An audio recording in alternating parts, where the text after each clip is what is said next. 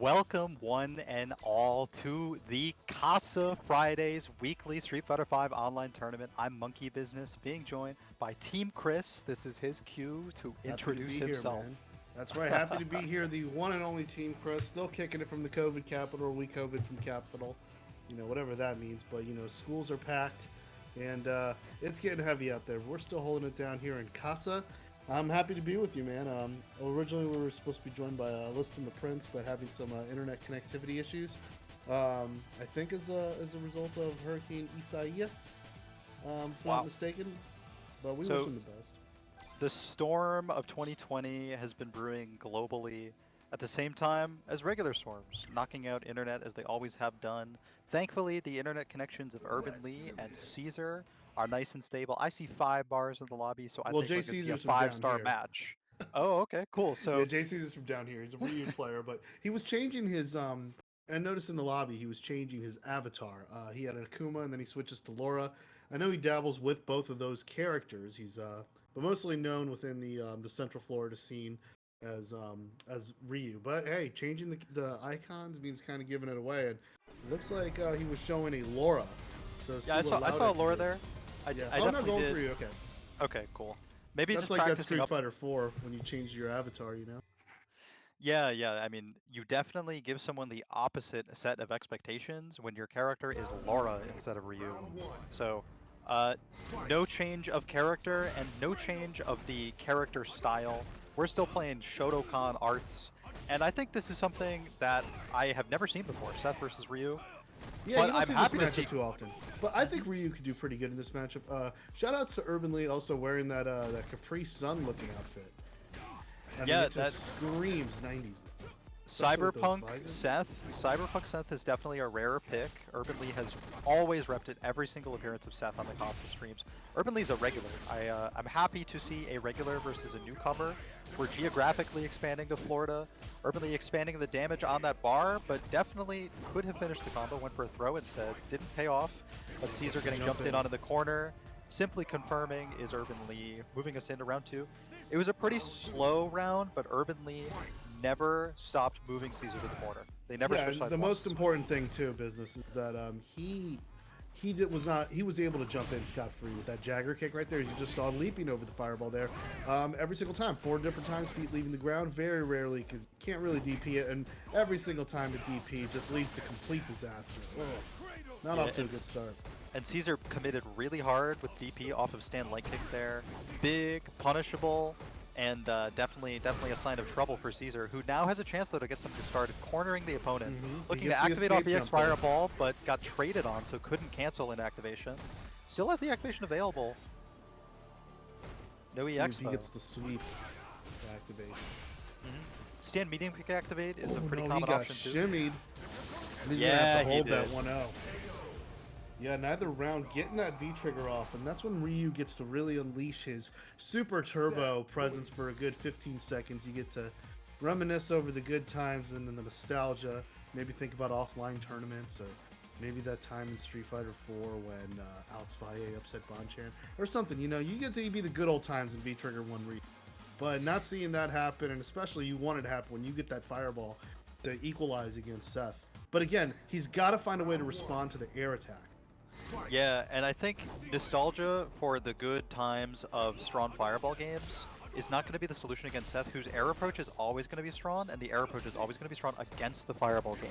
Exactly. So you want to try and maybe use the Denjin V-Trigger for rushdown and bonus damage when cornering the opponent. But if you're walking back, bringing yourself to the right corner every round, it's not going to happen. Small conversion with fireball off the roundhouse crush counter. I do like that so there. Now he's trying to be able to dodge the air attacks and respond to using that stand roundhouse. Kind of equalize that, but reuse escape options from the corners. That EX fireball, he just exhausted it. So maybe take a little bit more damage, get a sweep into the V trigger so you can start throwing some fire out there, you know? Yeah, and once you do activate, you get some offense, so you could maybe get your gray life back while pressuring the opponent, but that did not happen. Caesar lost a ton of gray life, losing red life now, getting thrown twice. Yeah, trying to anti-air that Jagger kick. It's just not working out. Yeah, you can maybe look for a screen freeze while you have activation as well. That could help you as Ryu at least get the DP. Taking your turn with throw, though, is smart. An offensive opportunity for Caesar, who activates and gains some ground in doing so. But even uncontested, Yeah, doesn't throw fireball, and honestly, Seth's legs were a stronger projectile that round. Urban Lee is using the heavy kick Tatsu, which is plus on block, pretty free. I mean, to be honest with you, in this version, Seth pretty much is a projectile. If you Yeah, really look at a projectile in terms of his state of mind. this is V-Skill 2 Seth, who can instantly command dash and confirm off every normal from full screen. So you really become a projectile when you use that thing. We haven't seen it used yet, though. But Urban Lee, using that right corner, I mean, he's got some real estate here. If this was Monopoly, he'd build a few hotels. JCaesar has little time and opportunity to get out this time. Yeah, he No has EX to move Fireball forward. either. No activation after the sweep. He was looking for it there. Ah, Seth actually Axe-6 on the fireball and gets knocked down real far. Back rises too, so Urban Lee was back to the red line for the first time in a while. You know, but he's got a full meter, so he's just looking to get that big hit and swing for the fences. And it could happen there. Okay, that knocks down. Oh no, got the counter hit, but doesn't confirm it. Now this time, There we go. Caesar's There's still the in the sweep. corner, jumping over throws. Hey, you can get a meaty dungeon set up here. You sure Opts to not can. take it. Yeah, the opponent did have EX DP and super available to bust through the unblockable dungeon, so definitely not always the best choice. Alright, well, JCaesar sighting here in this round, getting his fireball there, mixing up the speeds of the projectile, try to catch him off balance. Oh, but no, just Yeah, and great awareness and knowledge demonstrated from Urban Lee, who goes straight to the EX rush, one of the biggest range moves to confirm off of any normal. A good demonstration of how Seth can just smother the opponent with forward movement. And it's not as simple as Caesar letting it happen. It's air Yeah. approach and ground approach at the same time. You don't just yeah, that's the thing. With Seth's rushdown, it's one of those things where you don't consciously decide, okay, I'm going to keep him out. It's just the entire matchup is a matter of how can I figure out how to keep him. Yeah, and if you do successfully keep them out for long enough, you might actually end up having the opponent cornered, and that's when you can really put the nail in the coffin. That's the Street Fighter But the V only objective. time where we saw neutral in that matchup was when he was able to get that activation and mix up some of the timings with the V-Trigger 1 fireball. Other than that, there was just not neutral. There was just, how do I deal with this? It definitely was a little bit one-sided in that department, but we may not see the loser's run that Caesar has the chance to make now, but there may be closer matches in there, or Caesar may be bodying fools, who knows? Now here's another character who pays a lot of real estate sometimes in the same corner. It's KOThePoet using G, going to be going up against NotJostle. Yeah, so KOThePoet, as like many G players, is a former Balrog player who actually still does play Balrog. I'm not going to disqualify him from that. And There's he's been a also, lot of carryover between both of those characters, though. I mean, I've seen a lot of boxers using G and vice versa. Yeah, and there are some things on the paper that will give you a clue as to why. The presence of a rush punch that you use to buffer off of normals into high reward is there. With G, the reward is way higher on hit and way worse on block, but you don't have to charge it. It's just bufferable. So you're given this free-form command style combined with a huge fireball presence and the highest damage anti-airs in the game, and you just see that the reward is massive on the character. It's too tempting to not play him, you know? Yeah. G's V-Trigger is just absolutely too good. And also, with that rush punch, I mean, you get that activation on the scale of Bison's sweep to V-Trigger 2 activation. I mean, you get a guaranteed mix-up in the right places. And likewise, I think there's other similarities as well between the two. For instance, Balrog could just completely ruin your life with an overhead. At the same time, G has that 12-frame command grab that like seems to catch everybody with the way that it whiff punishes wake-up jabs and some other shenanigans as well. Likewise, it's just huge. When you get hit with one of those things, I mean, it's on the scale with Makoto hitting you with the Katakusa in third strike, or T-Hawk cornering you in Super Turbo with that quadruple option select. That was still the worst character in the game, despite having that. I definitely want to explore what that could possibly be, a quadruple option select. It's like something where you can't. It's like a command grab and meaty, and at the same time you can't like DP through it. But it's really hard for T-Hawk to get you in the corner theoretically. But I digress. That's another game. That's like 20 years ago. And they know a lot more than me. Oh, okay. So we're rocking that pink Santa, and on the other side, NotJostle using the Alex here. Okay, rocking the third strike look. I believe that's the medium kick color of third strike. Correct me. Looks like he's a Third Strike fan in general, too, with a dojo name, Crazy Chili Dog. Maybe a Urian player as well. We saw Urian in the player card. Didn't see a conversion off the jump in. I think Jostle could have made that hurt a lot more. Maybe gotten a knockdown if he had medium elbow stored. Okay, using that range where that crack shoot works and then able to connect with the V-Skill 1. And there is that 12 frames of fury. Able to connect that into the stun. Hold on, drop some mic skills. Yeah, show him your ability to orate. You're the president of the world, and you won this election in a clean sweep. The opponent didn't even get V-trigger. That's the best victory you can ask for in Street Fighter V. Yeah, that absolutely is. That is just like canceled Netflix after saying democracy is overrated. Yo, it's by the way, V-trigger 2 from Alex. Not many people know as much about this one. It's less popular. Also a 2-bar V-trigger. What it does is allow you to cancel into a really strong hard knockdown off of all of your other specials, as well as getting a Hakan style dive grab that the opponent has to be standing for. The Tornado DDT, similar to a move he had in Third Strike, only the Third Strike version sucks. Okay, goes for the stop in case any of that command grab business happens. This is going to do a lot of damage off that command grab. The boot, yeah, saw that boot coming from a mile away into that DDT, as we said. A little bit of an F1, gonna shatter some of the, rattle some of the windows here at the Casa, but good round by Jostle, great comeback, and oh, he's got the Terry Bogard Garo Mark of the Wolves jacket. Yeah, so as you all know, he now has more health. The jacket, his armor is real thick. It's winter. You can tell it's winter because it's Christmas. KO's about to bring the gifts in the corner. He's got G Santa Claus at the ready. Ooh, walking out of that power position. Walking up and not punishing it. And a crush counter lariat, the best thing you can give Alex, and he's got activation ready. Oh, he's exploded on it. Wait, what happened? Yeah, gets the meaty stand strong. Yeah. Oh, going for that command grab. I mean, look at the range he was reaching for. Oh, but KO was crouching, so the Tornado DDT misses. Yeah, you really can't just buffer into that, but you can go into EX Clap and then the choke instead. Anti-air medium punch hitting the grab. And then Jostle looking to jump over before he was allowed to do so. V-skill is something you have to be so worried about throughout the entirety of G-Trigger. And there were plenty more coming. Oh, yeah, absolutely. And at no point will he stop building super meter either, so the chip situation will become a problem as you keep holding more V-skills off of other specials. And then it's almost a checkmate situation. So I understand the desperation. Round 1. Let's see if Jostle could hit some more home runs here. Damage output working in his favor. He's still, but yeah, you lose some stuff not having V-Trigger 1. Because V-Trigger 1 gives you a really, I mean, in theory, that move is counterable, that lariat, and it's punishable.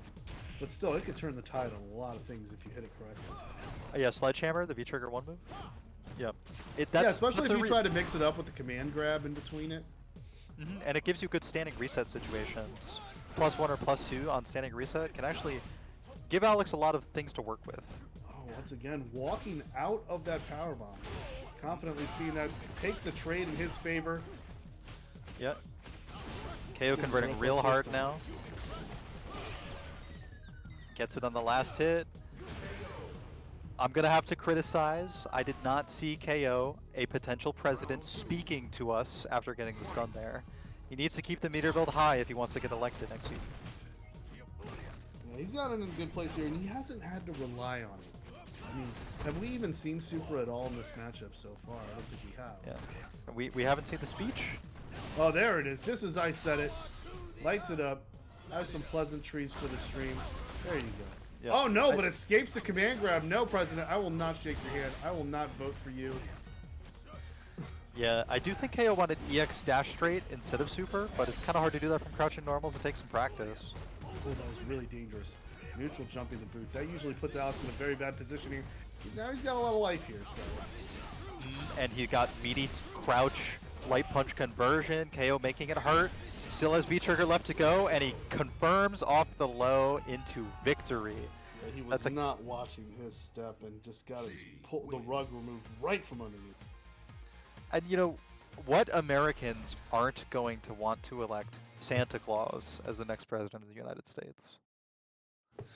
As an American-based tournament, I know G's the president of the world, but I think the character represents everything we love about American fighting games. Well, within the status quo, he definitely does have a shot.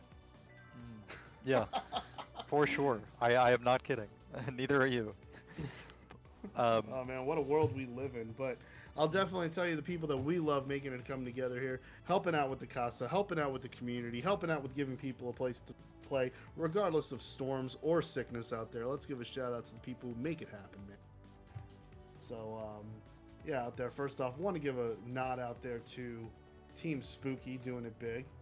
Love you guys in your tournament, next level battle circuit, and all the great stuff coming out there. Be sure to subscribe on YouTube. Be sure to subscribe on Twitch. Get that good content. And then shout outs to Ronin Rumble, still being run by the great Jeff the Hero. Yeah, go check out that calendar there. Still got an amazing series of fighting games out there. Doing it big. If you want to come and support us, get the players paid, get the people moving and everything. Gonna get on that Matcherino. That code SFV Casa 13. Blessing. Yeah. Yeah, all you have to do is type in Casa SF513 and 50 cents spawn into your hand, and then we quickly, without hesitating, snatch it away from you, robbery style, in the spirit of Street Fighter V, everything we love to do. Yep. I activate my G trigger, or as I like to call it, G trigger. The character name is G. That's the sound you make as soon as you get hit by any crouch light punch at EX dash straight. And the sound you make after is da-da. Yeah. Da-da. Oh yeah, I definitely get a lot of those, and that's when you know you're doing something. Yeah, yeah.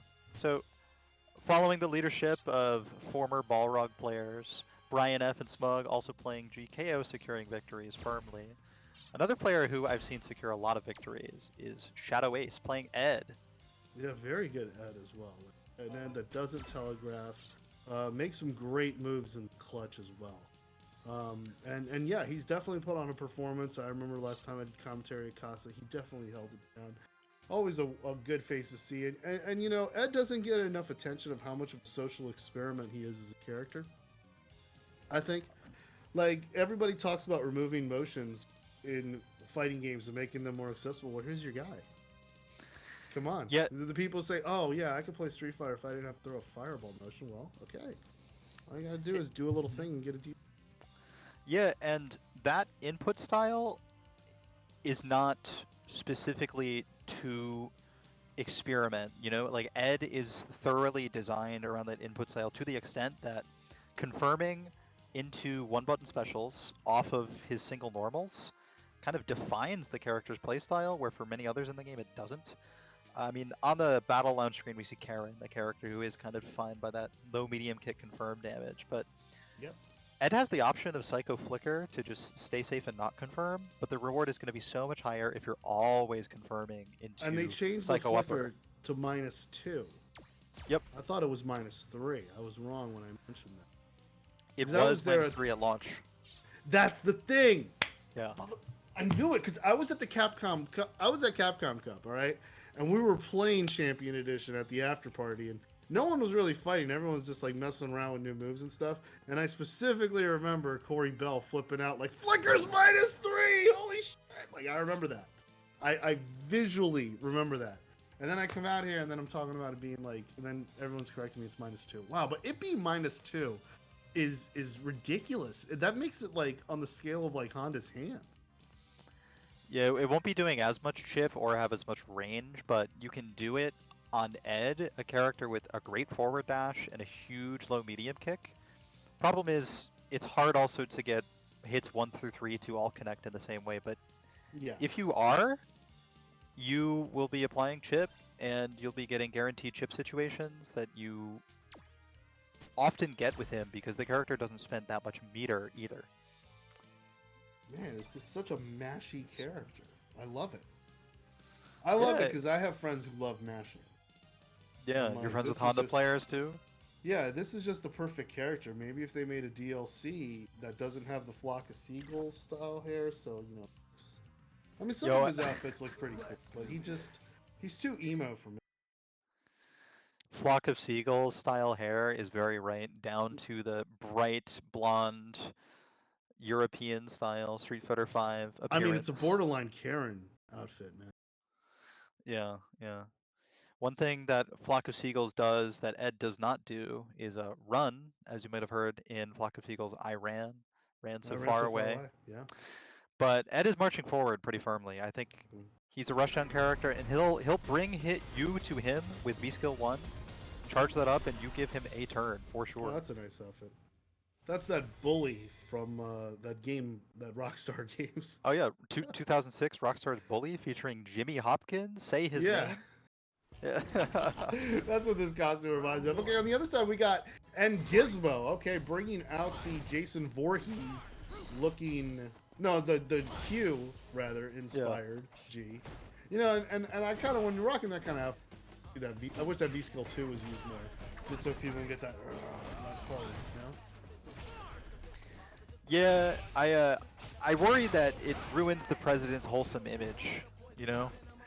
Yeah, but at the same time, I mean, there are people who just play Third Strike just to do that with G. Like, literally, that's their whole pleasure in the game. I see. I mean, that would have been great pleasure. Players, so, like, I'm worse. Like, I try not playing Third Strike and still win, so. What brings me great pleasure, honestly, is Gizmo's Crouch Heavy Punch anti-air into that meaty fireball on the standing reset. I love simple chip after anti-airs more than anybody else, I think. However, it did not get Gizmo out of the corner. Shadow Ace put himself in the corner instead. Yeah, I like how Shadow Ace was able to use that hook, despite Gizmo using the V skill in the air, trying to avoid it, trying to fly under the radar here. Yeah, he's pressing on, but he's got just a little more than a pixel. Get himself in that position there. Yep, really smart to get standing reset backdashing. Shadow Ace has very little to lose and everything to gain, gains it quick with a jump back light kick. It can work as a meaty overhead or instant overhead on tall characters, and right there it just counter hit G instead. Yeah, and one of the things Tube Monkey does is that I really like is that he did that instant overhead the moment Gizmo got V-trigger. So it's like, I ain't gonna let you dash into me. No. Yeah, don't let him activate, and don't let him even be a reversal. Do something that they're not likely to block. Even if you block the activation, you start playing a completely different game, but it's not Street Fighter V, and it's more like Friday the 13th for the NES. Yeah, G-Fit. Yo, counter hit!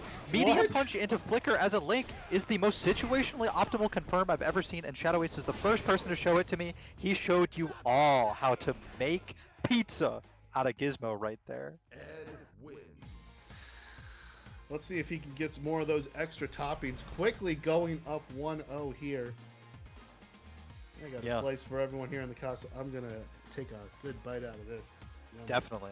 This is a match to be consumed and shared with your friends in the spirit of pizza, Gizmo's CFN name. One thing I noticed in round 1, which was a lot slower, was one time after full charge heavy punch from Ed, Pizza tried to do command grab to steal the turn and get a big combo. But command grab was just so slow that Shadow Ace throw teching ended up throwing G. Oh, he got that neutral jump too. Gizmo was crouching, but this is going to wind up in a stun. He's able to convert twice and get some jump-ins. No instant overhead there, but he's safe. He's cool getting out of dodge. Yeah. No detention after class there. Getting that flicker in. Oh, just that hook would have grabbed. Oh, wow. I think Pizza's a little scared now because when Ed slides into you with that V skill, he's -2. And yet still Pizza was walking back, blocking, still afraid maybe of EX Psycho Upper, but I think even G has lights fast enough to safely pressure against the threat of EX Psycho Upper, recover in time before getting hit by it. And Shadow is coming into a match point situation here off of a perfect. There is no greater flex. Okay, V-reversal out of the corner. What a great place to be. Now he has full meter too. That's one thing a lot of people say, that when you can establish a neutral with G, is make sure you got that super on deck so that you... Because if you leave him hanging near death, and he has that V-trigger, it's another lease on life. Like, you got to consider his V-trigger to be another health.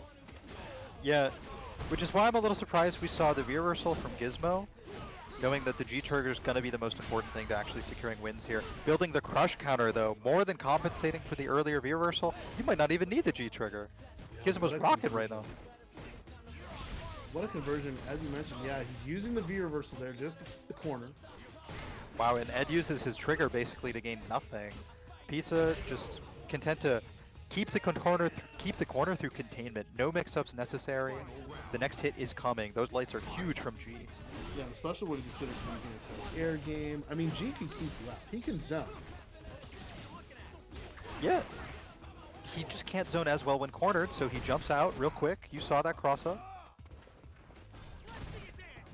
Yeah, having options to alter your jump arc is such an invaluable tool.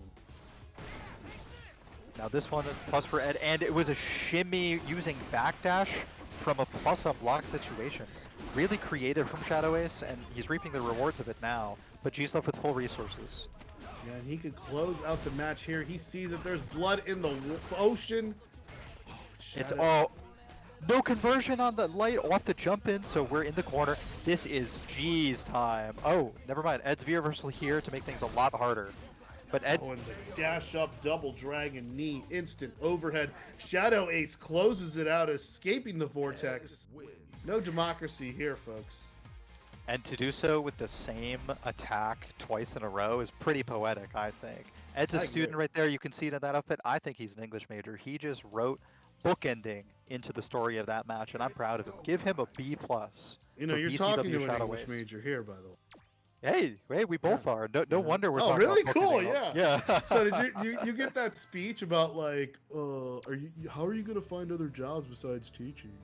Yeah, pretty frequently, and unfortunately sometimes I give that to myself. But it's crazy, right? Yeah, You want to know the irony? Sure. Is that afterwards I did advertising and marketing for 10 years, and now I'm teaching advertising. So I did end up teaching after getting an English degree. It's a curse. It's a curse. Don't do it, y'all. Don't do it. You know, study something else that's dead end. It's a blessing though, because it's a privilege to be able to teach someone. That's kind of why I'm here on the mic, hoping to teach great technology in fighting games as efficiently as I can while watching a match, while also kind of learning how to best enjoy matches themselves emotionally. And that's right, Business. And I enjoy talking the tech with you and continuing to get this voice going on. And it's true, you know? I mean, my favorite way to teach people is by dunking on them. Yeah. I mean, that's everyone's favorite way. And fortunately about Street Fighter, you can learn a lot by getting dunked on. You can learn the most by getting dunked on. Yeah, I have to say... Sometimes you find your main by getting dunked on the least. Dunking on somebody in English class is satisfying, but it feels a lot meaner than dunking on somebody in a fighting game designed for you to be able to dunk on them. Agreed. And I do so with a grappler just to make sure it's extra impersonal. Don't worry, I just coin flipped you, bro. It's okay. My OSs are loaded and so are yours. You just guessed wrong. That's fine. But it's how you bounce back that matters. So coming up next, we've got K Money, who will be joining the lobby shortly, going up against Metro M. Is this the Capcom Cup qualified Claw? No, he came very close. He came close. Yeah, the whole thing with IDOM, I recall. Wait, no, actually he did qualify. Excuse me. He did qualify. Good for him, man. I'm happy. I played this guy's Claw and some other great Claws lately, because I will tell you the truth, Business. I think Claw is good as hell this.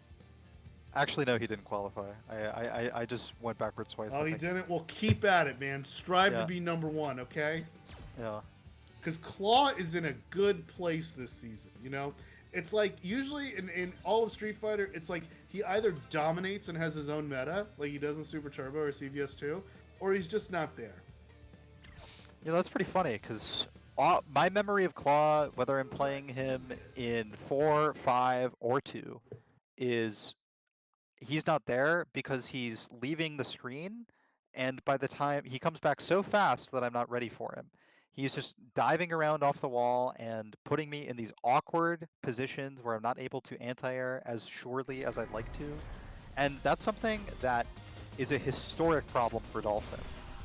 Oh, he has great anti-air, great anti-air with crouch medium punch in front of him, but once you start crossing him up, things get a little iffy. He's going to have to resort to that 3 frames in the air stand light punch, but it's pretty short, you know? Yeah, and what's really interesting here is both characters do benefit from the V-Skill too. Okay, but only Metro M is using Claw's V-Skill too. Definitely has been a good bailout here as well, that V-Skill too.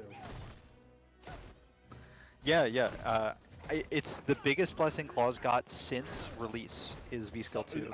It completely Yeah. changes it. Yeah. Everything else has been mostly nerfs or things that were supposed to be buffs being nerfs. This one is just a buff. Exactly. He's just Yeah. Yeah, because there were times where he got like, I think it was like season 3 or 4, where he got like a whole page full of buffs and it ended up not amounting to much. And people thought it would amount to something. I will say EX roll turning into a launcher was a big one, and that was Did not you season see 5, that was that? 4.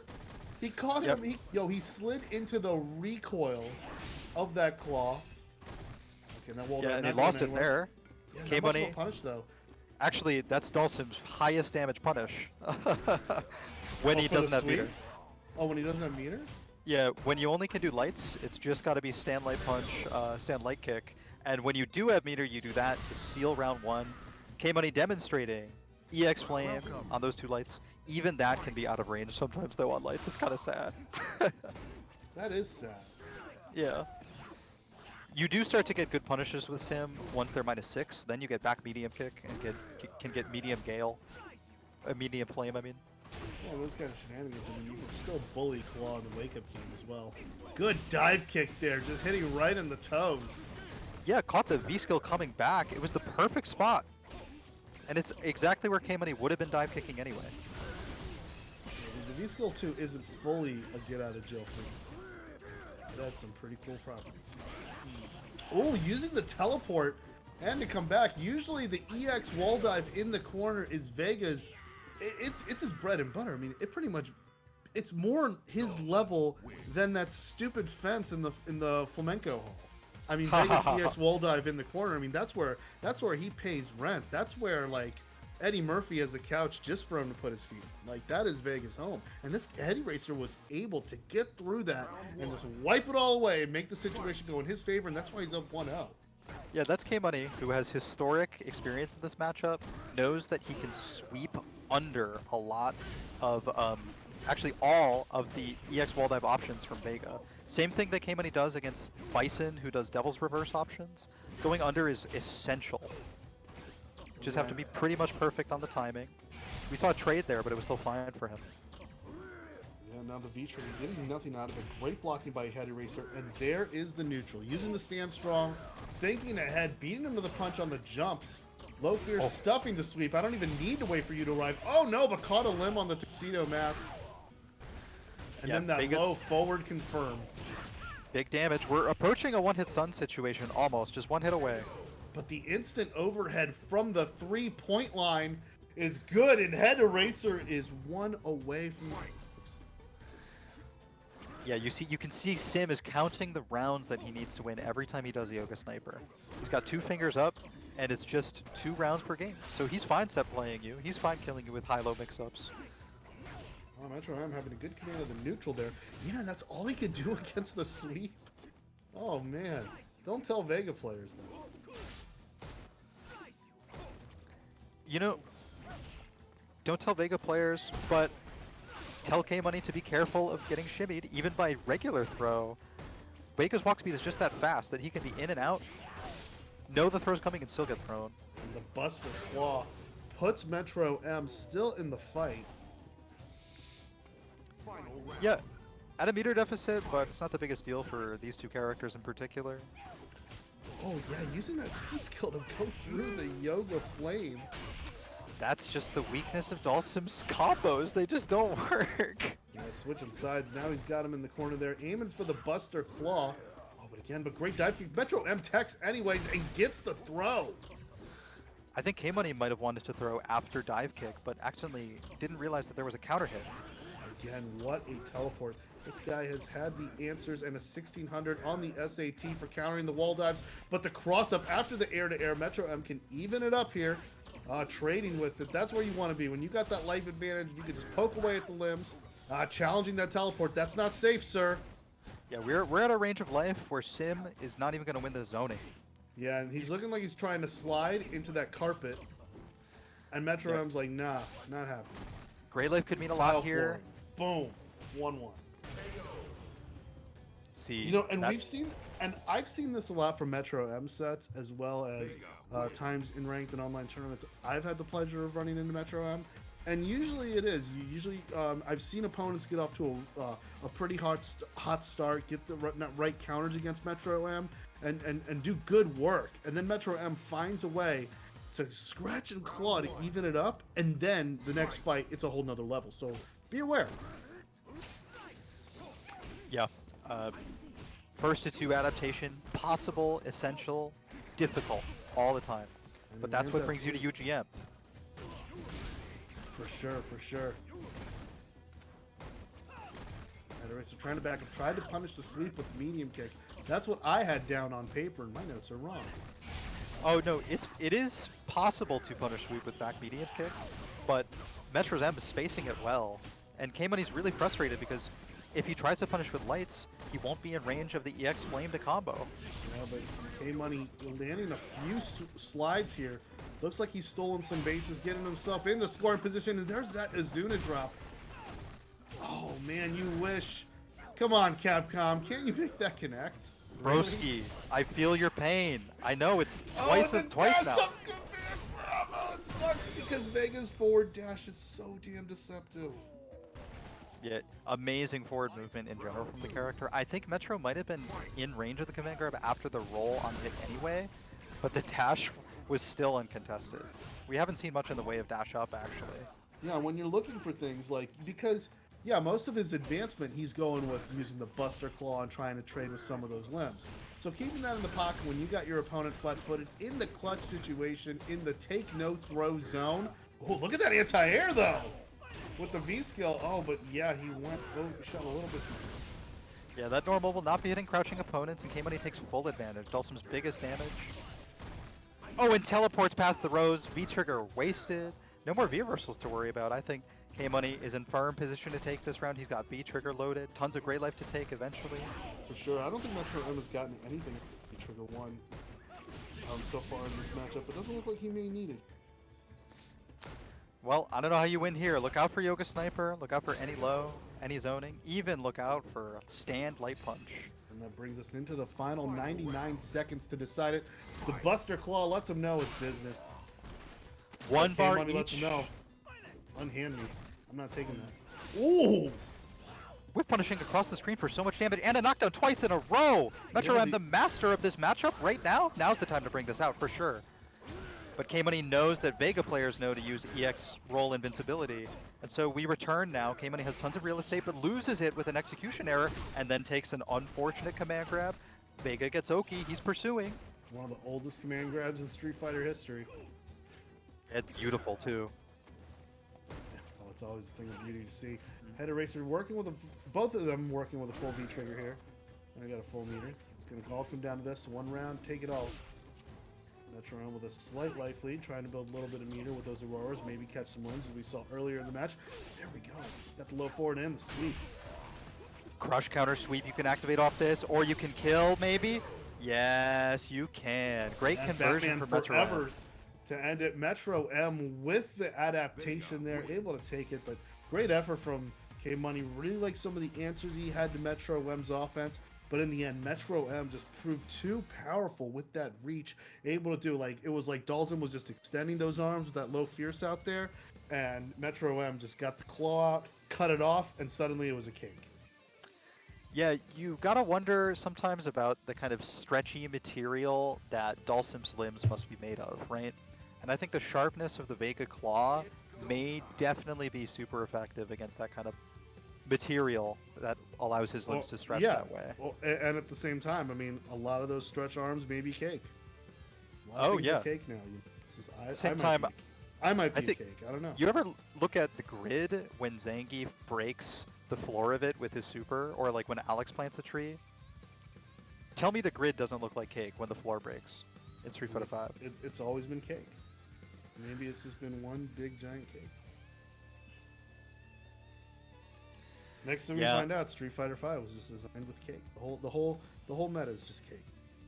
Our commentary is very visceral and food oriented, from the pizza analogies earlier to the cake now, and I'm enjoying it. Yeah. And let me give some shout outs here while we're waiting for our next match. Be sure to hit us up on the Teespring. You know, out there, got some things. Get yourself hooked up with some cool looking Casa swag, you know. And I know you need a new phone case. Yeah, I do. I'm definitely cracked up and all weird because of stuff that happened in quarantine that I can't say. But also, hit us up on the Patreon. We appreciate you guys, man, helping us bring you more content, more streams, overcoming everything, including pandemics and storm surge, man. We see you. And a special shout out to my friend Super Joe Monday and all the people. Reddit, Street Fighter, I know they're going on right now. West Coast tournament, I believe. And they have that round robin too. Not too salty after going too. You should go do. So Yeah, yeah. Supports out there. Definitely and then shout out to Matcherino. Reddit stuff. And let's give a shout out to the Matcherino. Put in that code. Casa SF5 13 spawn the money into the players' pockets. At least a couple of them, maybe first through third. That's what our payouts are going to be until we're making the big bucks. Thanks to you, the viewer, and Matcherino. We appreciate you supporting the players. So we got the next match coming up your way. It's going to be Fluxwavez, and he will be bringing it against ItachisLegacy. I can tell that this is a winners round 2 or maybe even round 3 match because ItachisLegacy won a tournament. I think it was a West Coast based online tournament recently with grave stakes. And I saw the glow up on Twitter, on socials.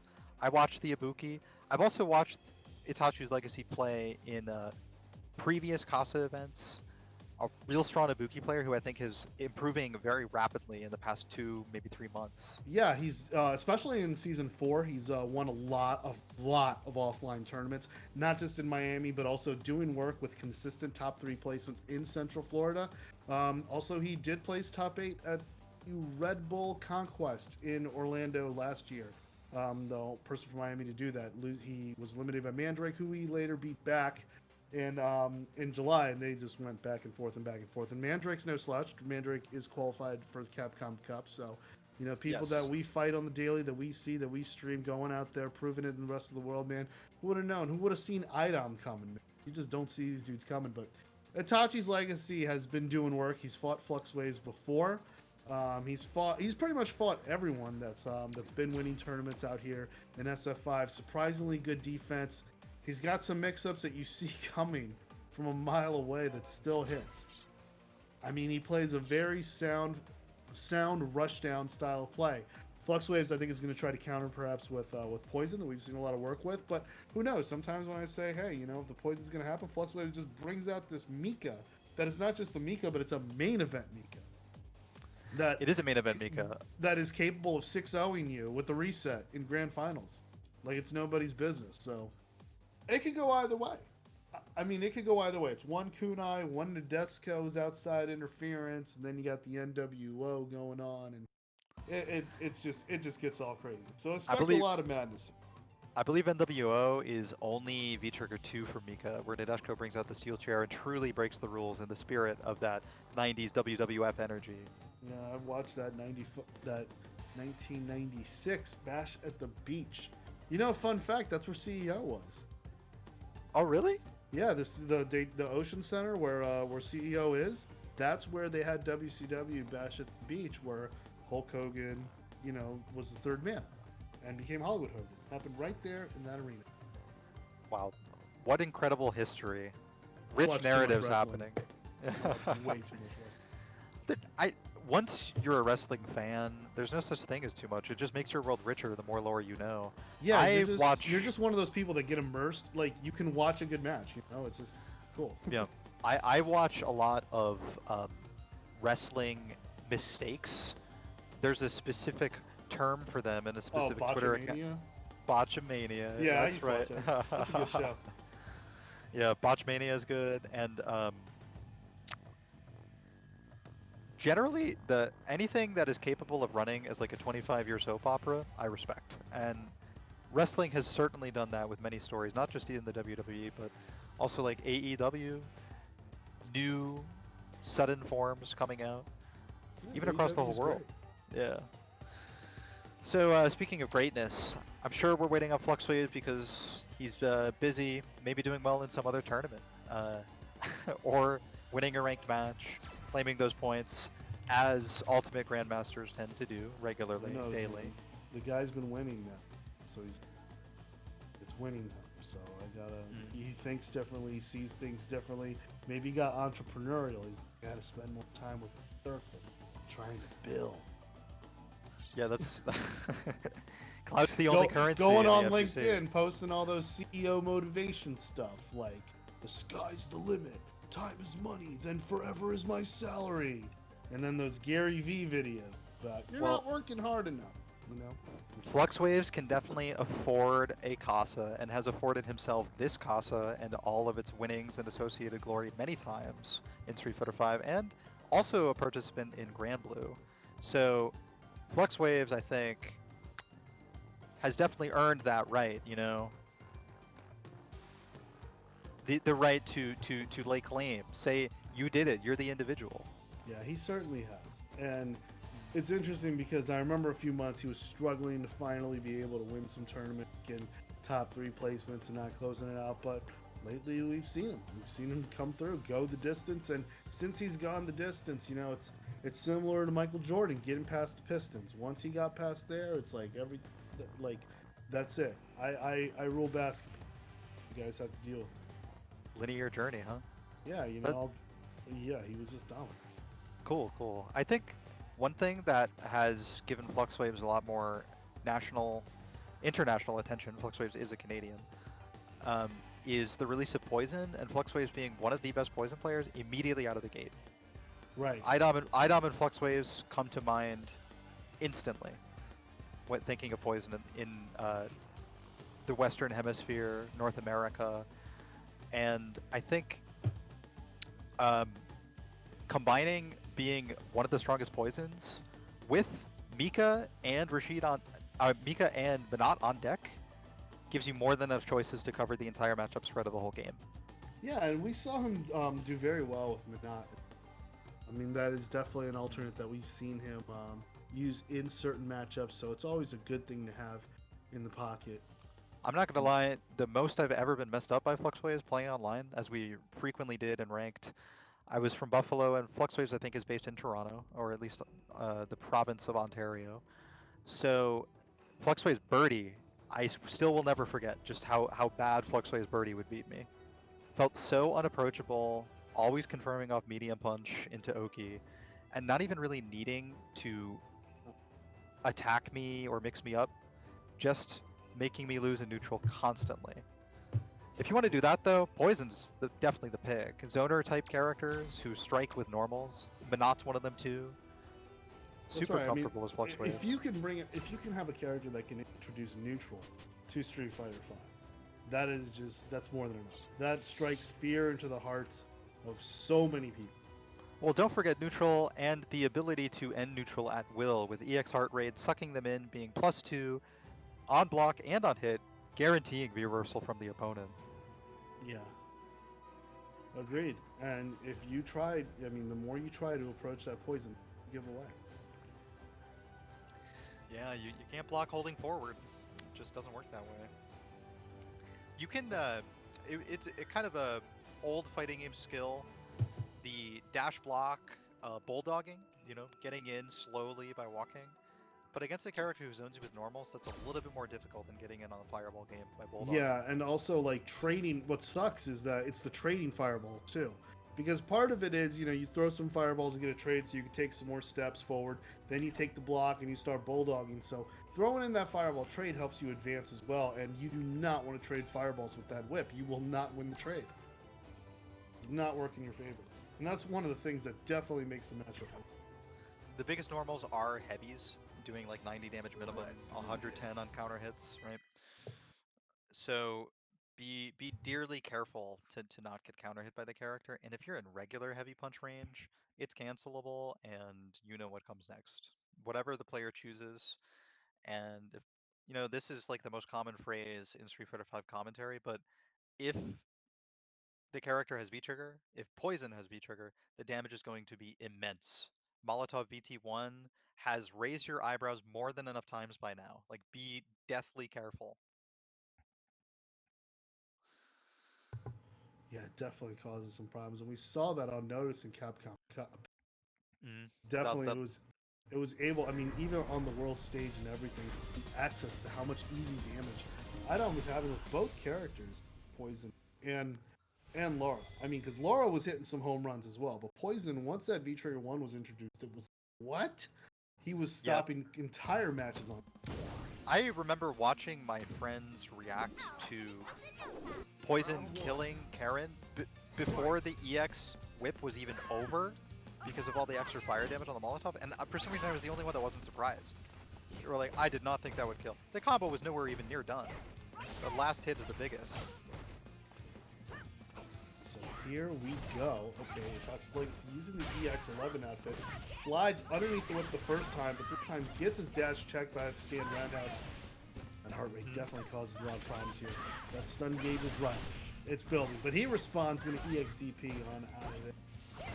Yep, and Itachi getting out while not actually using the reversal is super important. Gives the comeback chance that you need, and it's got to happen now. It's got to happen with this sequence. Oh, there we go. Jumps in on the V reversal, but couldn't finish the combo. Oh, that breaks the heart. Yeah, I'm heartbroken by that one too. Yeah, I but he think would have needed a little bit more. He would have needed a little bit more. It was a nice point blank knockdown though. There was at least a 50-50 chance it was over. Strike versus throw. Oh, but starts it off with the command dash. That's that aerial command dash, and he lands into a cross-up. And this guy tells me not to do random V-skill ones with Chun-Li. But ItachisLegacy definitely does great business. But there goes that Molotov. One click away. Done. Oh, he jumps away. Will he avoid the dizzies? Really hard to do so, but... Will he be able to stay grounded? Oh, great throw, challenging against the low fierce. Yeah, now he needs to connect that V-skill. If he can get that V-trigger, he can turn the match completely over. Oh no, but great response from Fluxwavez. Once again, it's close. Oh, the revenge of Shinobi with just 3 kunais. Got the mix up with the command dash. Ride out or die evens it up 1-1. Yeah, it's gonna be Raida and die is what ItachisLegacy does and I says. like that, yeah. Yeah. That's actually negative pretty fiercely. We're getting out of the heart rate mix up with the delayed tap. Looking on that V-skill, you know, they nerfed the range of it. And they also, I think they nerfed the range, but they definitely made it easier to counter on the startup. Yeah, just remember if Poison trapped all the way to Egypt. If Poison does go low on the X heart rate, that one is actually more damage, but not plus on block. She gets to cancel into heal afterwards. Oh, okay. Yeah, so just be real careful. The startup's a little slower too, so you can use it to create chances for the opponent to stop blocking. You know, off of stand heavy punch, for example. So ItachisLegacy got some bad guesses against the Molotovs there, but didn't really get that much white damage for it. Yeah, it still has V-Trigger ready, but with no kunai ready. Only has one. Very lucky to caught him on the pre-jump, trying to crack some eggs to break the omelet. Fluxwave able to go up 1-0, cutting down ItachisLegacy, trying to escape. Yeah, I think the jump there from ItachisLegacy was an acknowledgement that the mix-up was real in that situation. And I would have thought that jumping out would allow you to pass over the Poison flip, but not this time, no. Yeah, but he often when he does that, I don't know if he had enough kunais at the time, but he always does go for that fake cross-up, what I call the Revenge of Shinobi. I think that's what was going to come too, but it just got hit out of the air by Poison's flip kick. Very shocking, but cool. Good to know. Maybe next time ItachisLegacy can do jump medium punch and get a juggle started in the air.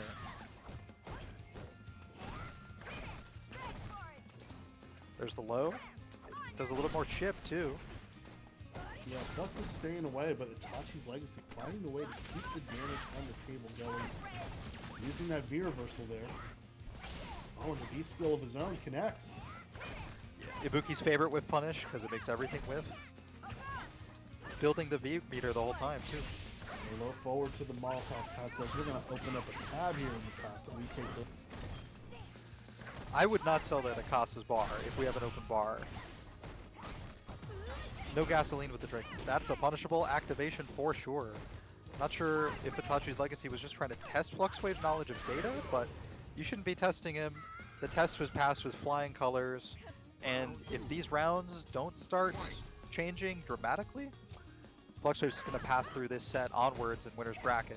Yeah, Flux is on match point here. Using all of that pressure and then building that white damage and then making it count. Oh, the pain. Fluxwave definitely is showing what business means. Oh, the activation. No, not happening. Oh, that really sucks because that takes away the robbery factor. Gonna have to play some neutral, trying to connect it with a stand roundhouse there. Gets a throw, but he's gonna need a crush. Yeah.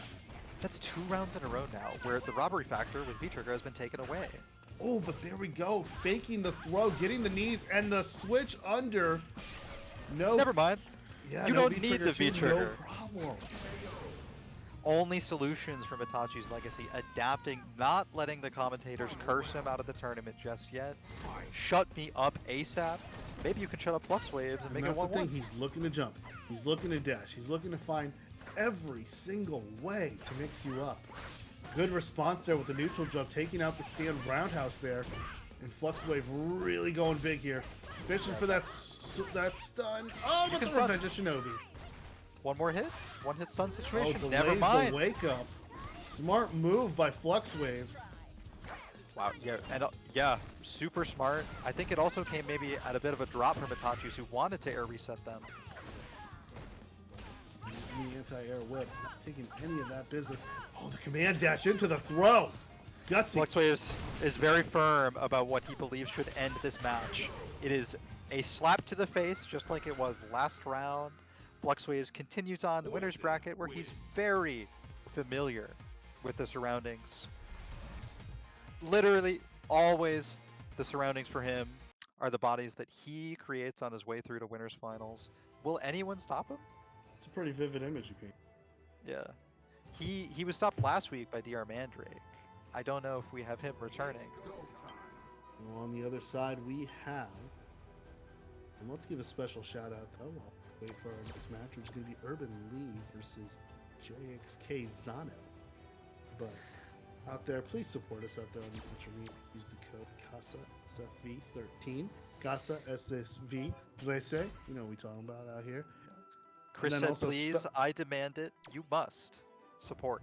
Provide the support with your viewership and with the Matcherino engagement. Thank you. And we appreciate the hell out of you guys tuning in regardless of what craziness is happening, because it definitely is crazy. Pandemics rising, political situations getting out of hand, the NBA players in a bubble are making a bunch of shots, and I'm making money on betting the overs. And then, you know, and then Hurricane Isaias, which took me a week to properly pronounce. And then I'm getting into the education. What's happening? Yeah.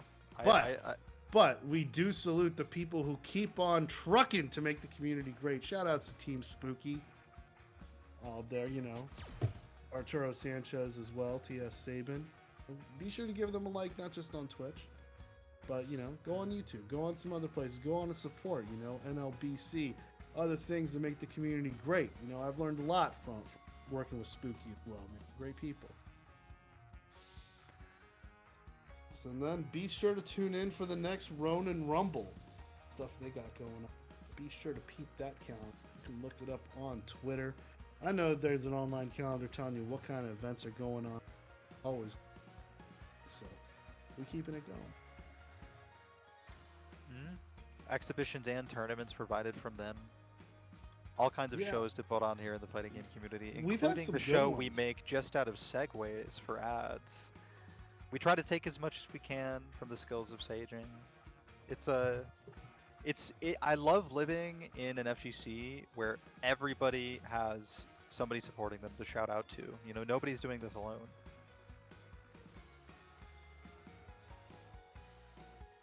For sure. So we are right now looking for the CFN. We are an Urban Lead we saw earlier using Seth.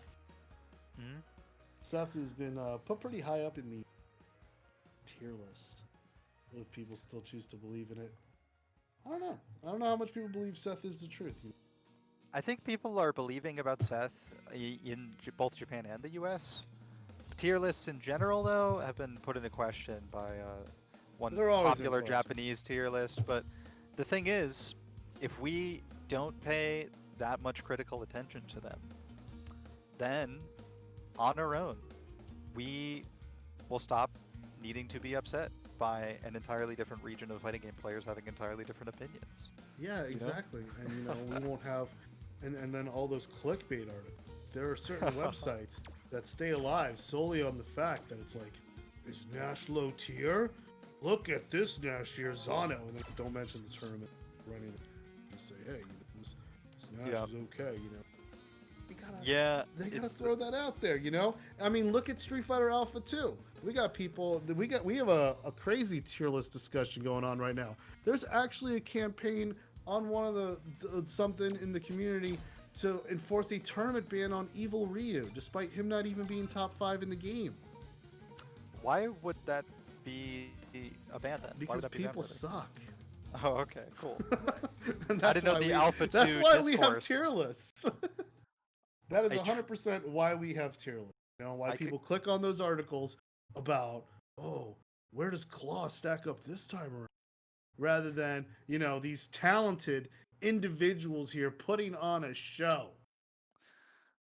I have to tell you, as someone who's played low tier in games in the past, you do get props delivered to you naturally. And, I don't think that's Zeno's main inspiration, because if you enter a tournament like this, no amount of prop fishing will help you against the caliber of competition on the tier list, but more importantly, in the hands of these players, in the hands or whatever they're playing with. Let's take a look at what tools Nash has and what Nash can do against Seth. So the first thing you want to get out the picture is, can you stop the advancement of Seth? Is Seth able to sweep you under your feet? As we just saw, he has other approaches where he can go low. And as we saw in the previous matchup against JCaesar, every single time Urban Lee took to the skies, Urban Lee landed safely and in an advantageous situation. So let's see if Zano can stop the advancement there, but he's in the corner. Yeah, Nash has 4 great anti-air choices: withstand medium kick, heavy kick, EX scythe, and crouch medium punch. But if there's you too many buttons on wake up, man. There was just too many. Yeah, getting just counter hit on wake up was the only relevant factor, I think, in that round, and it happened quite a few times to Zeno. Yeah, I respect it. Sometimes you want to force the situation. You just want to get the Seth out your station. I get it. I don't like this character either. I was at Capcom Company was announcing. I was like, not that again. Everyone's like, nice whoa, punish. Seth is back! I'm like, alright, yeah. Have fun playing that online. I know Urban's had plenty of fun, and I think Zeno's starting to have fun in round 2 with a big life lead. And just as I say that, the sweep punch is coming across the screen. And on the stream, we have Zeno's theme song playing, Theme of Nash. It's dropping while he has this big life lead, but now suddenly health bar and corner are relevant factors for Zeno. Out of space, finds it. The fake cross-up using V-trigger, the oldest mix-up in Street Fighter V. We've seen that since the beta, not gonna lie. I was just gonna say, we saw that hit with that in the beta. Yeah. And we're still getting hit with that. I remember when I found out that you could like raw activate a V, like some character's V trigger, and it stops time. You can see where he's coming from. They're like, gotcha. I would use my V trigger. No. Yo, season 1 Nash, I missed the character. That's day 1 hasn't been tech. the same since. Some definite day 5 tech coming up from Urban Lee, using Tatsu to go through the Sonic Boom and still stay plus. And Nash players don't really like me too much because my character got buffed. Yeah, good thing good players like Zeno don't care if you like them or not, because they're going to confirm it as super regardless. Teleport behind you because nothing's personal. They don't want to look at you while they cut your head in half and go up 1-0. They just want to advance. Zeno taking over the first fight there. Good responses and good confirms. Yeah. I like what I'm seeing there. So we're going to see what kind of adaptations he bring. But again, he was able to keep Urban Lee out. Like, despite from some situations, in the corner, what happens in the corner stays in the corner, man. Things just, I can't even forgive myself for some things I've done. But he's able to escape and able to just get away from the offense and impose some sense of play. I have to say, Nash's V reversal quite literally contradicts the thought process of what happens in the corner stays in the corner. Because it happened in the corner, but suddenly he's out of the corner. And I was taking the life lead off a simple jump in and a sweep. Good reaction there. You saw the EX boom. You know another one may be coming out, so there's going to be a bit of recovery coming out there. Taking it. Okay, switches aside. Goes for the neutral jump there. Xano trying to be tricky. Yeah, real uncontested the whole time in the air. Oh yeah, great response to the moonsault. And that roundhouse, anti-air, so many things. Such a great button. The fact that it can answer to the moonsault though like that is pretty impressive. Yeah, it's a great answer and at least a big damage. I think Urban with a different combo would have been able to kill. Maybe something with V-Trigger right off the activation. Oh, but Urban going at it, bringing out the Super Silver. Full screen punches, baby. That will always be important. It's a great way to contest booms during their startup, and there's plenty of startup on the heavy boom, which Xano loves so much. Yeah, and Xano was able to get a conversion there, low strong, stand strong. But now it's in the corner there. This is where it gets ugly. Can Urban Lee tie it up with some mix-up? Nah, it's looking real clean in the corner, opposite of ugly. We got anti-air DPs, simple strike throw mix-up. And that's a stun, and that's going to be enough to tie it up 1-1 quickly like that. Yeah, that was the fastest counter game we've seen so far. A really slow game one, I think, into an incredibly fast game two. This happens to me all the time when I fight on stream at a major. Like, I'll win the first fight, and then I just completely, like, 15 seconds later, it's 1-1. All right. I understand the impulse. I too, I'm composing my self-congratulatory tweet in my head in the middle of the final round, you know? Oh, yeah, I already have gifts. Yep, yeah, you know how you want to celebrate. Of course. Having not won anything yet. Now, I like Urban League, how the spacing against Nash's forward dash, that's very important. You want to eliminate that tool. You don't, or use it against him, basically. You don't want that to be an asset. You know, a really good asset against Seth, who uses axe kick approach, every dive kick, if you stand block it is -1. Thing is, you're Nash, and you live 4 frame life. Trading is not going to be the best thing for you. It won't get Seth off you. And getting Seth off you looks pretty impossible right now. Urban putting themselves on match point with... Oh, got the shrug. Shades of Jordan in Game 2 of the 1992 Game Finals. Is this the Game 6 Urban League going to close it out here? Or will it be flu game Nash? Looking real sickly. His face is messed up, but I think he can perform. He's got the life lead so far. You know who I'd bet on before? Oh, whiffs that throw. Could have gotten much more of a punish. Good blocking there to minimize the damage. Now Xano's got a V-trigger on deck. Gonna pop it, but good blocking. This time Urban Lee goes for the neutral jump there. Oh, that goes underneath the booms. I wonder if Xano could have converted off Crouch Fierce into Sam Media Punch. Gets a throw, so one mix-up here will do it. Escapes with the V-trigger. V-reversal, rather, but Urban Lee closes it out. A fist full of sandwiches. A fist. Seth wins. Urban closed it out in a pretty hilarious scramble, throwing a little too early for the air reset, and then Xano not reacting quickly to the throw whiff led to a counter hit for Urban, who was trying to correct the mistake from earlier. Yeah, Urban definitely was able to establish his offense. Better late than never for the Mint Jubilee. Looking full, going on to advance, and I'm very proud of that. That was a good set. Good response from Xano. You know, I want to see more of Nash this season. I think Nash has been in a better place than where he was after the atrocity that was Season 2 of Street Fighter V. But we're back in business, baby, and hopefully we'll see more of these great players at the Casa. Yeah, I'm actually pretty impressed also with the performance for both players, but I think winners round 3, or maybe even 4 that is now, for Urban Lee. We've seen Urban Lee in top 8s before, but with a run like this, you could definitely go even higher. Absolutely.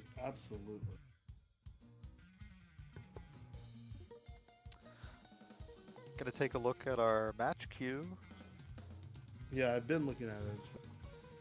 Alright. I think we're figuring out who's coming up next. The science of bracketology is being performed and innovated in as we speak. It's a different school of thought, different bracketology for online than offline. So yeah, we still got some great names Wow, Yeah, yeah. Shadows was sent to losers.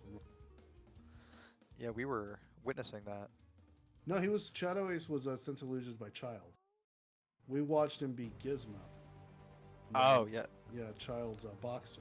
So I was And just thinking about he Ed. will face the winner of Marvisto versus Metro.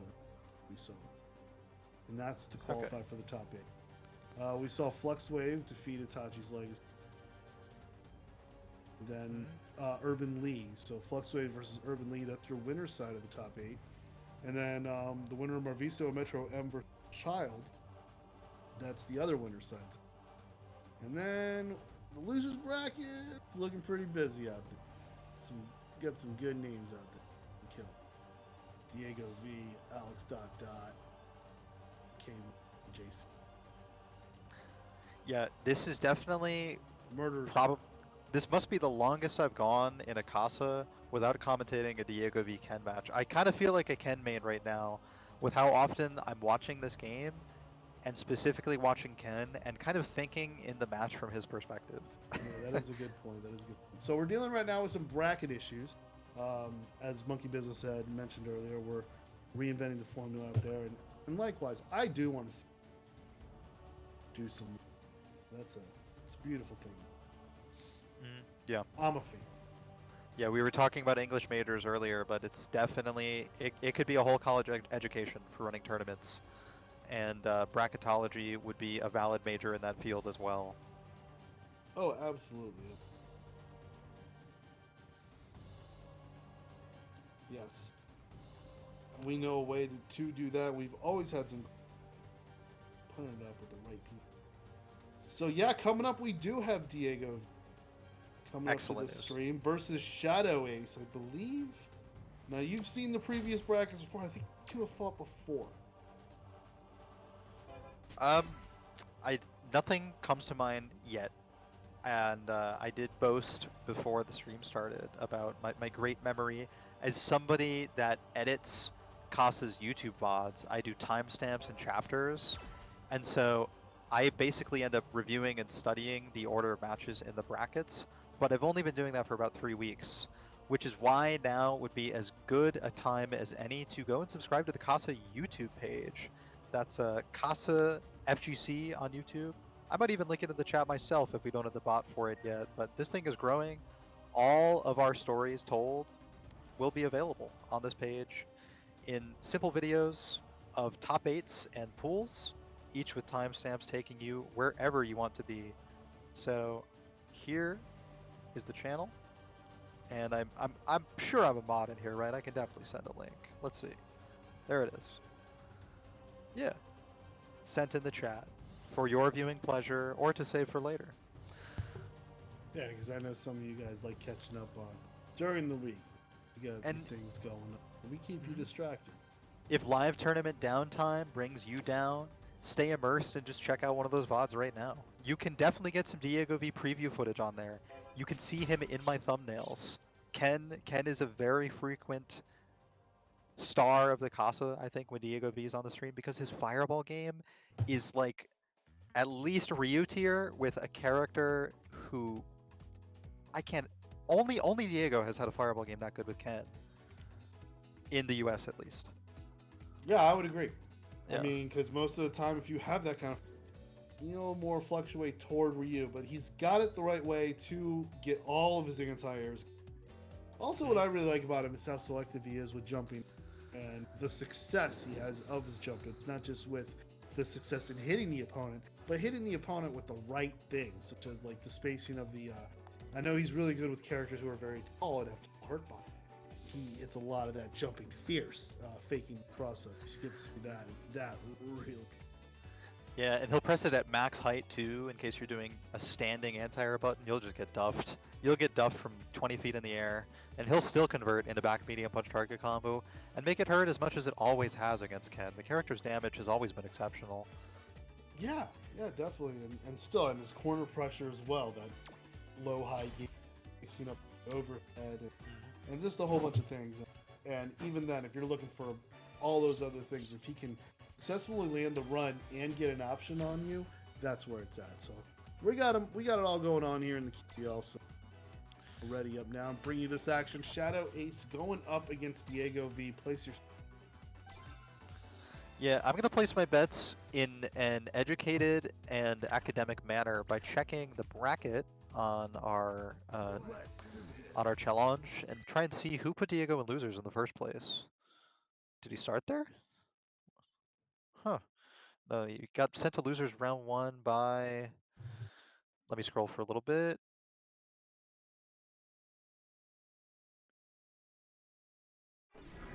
Well, I did say a little bit, but it's taking me a little longer than I expected. Alright, let me control F this. Oh, Zeno. Yeah, Zeno 2-0 Diego. Okay, cool. Yeah, amazing run for Zeno so far then. Oh, wow, yeah, with the Nash, huh? Yeah, Impressive. Nash versus Ken, Season 1. Definitely a classic. Oh, that was definitely a Season 1 Grand Final. I'll tell you that. So, okay, Shadow Ace out of ATL.